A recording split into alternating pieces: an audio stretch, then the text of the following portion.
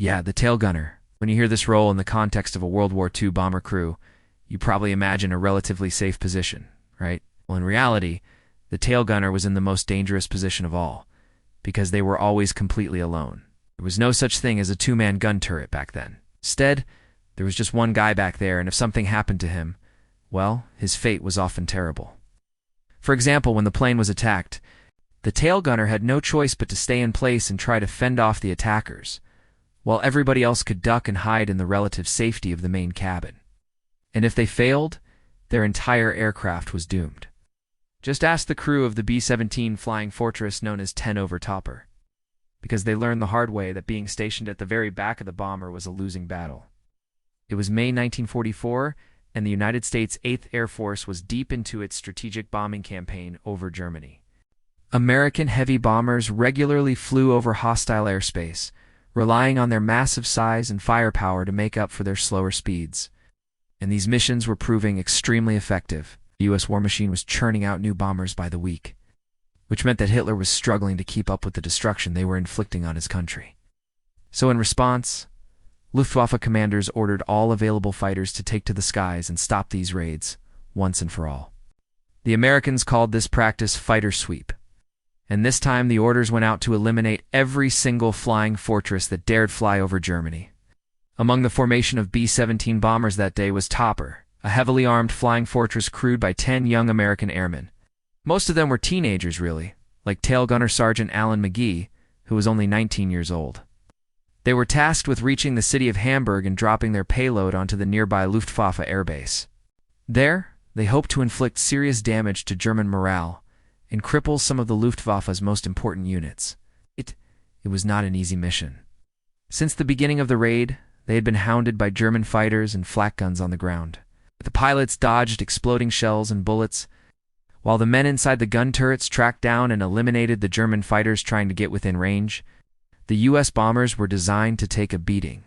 However, nothing could prepare them for what came next. As they approached the drop zone, flak erupted all around them. Explosions rocked the sky.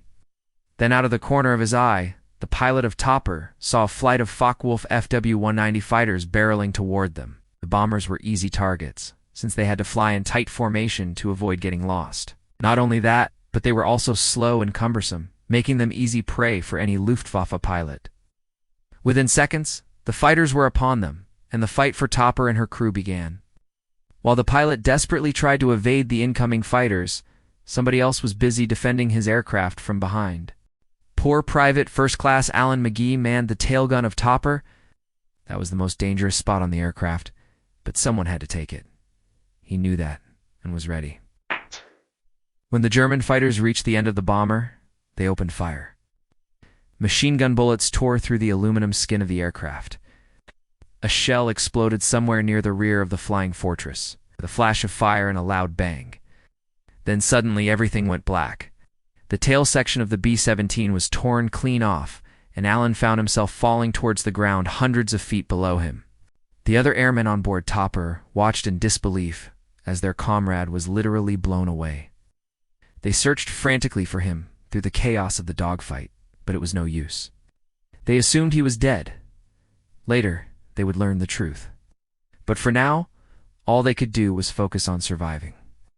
As it turned out, the sudden loss of the tail gave the bomber a strange new characteristic. It started to spin rapidly in the sky like a giant propeller. The wounded aircraft managed to stay in the air for another few minutes, allowing the rest of the crew to bail out. All except for the poor pilot, who was mortally wounded.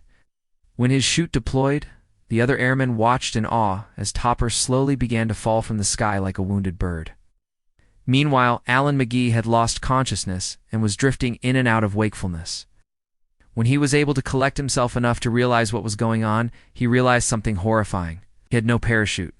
The strong winds and loud noises of the explosion had probably knocked him out, but they had also torn off his parachute.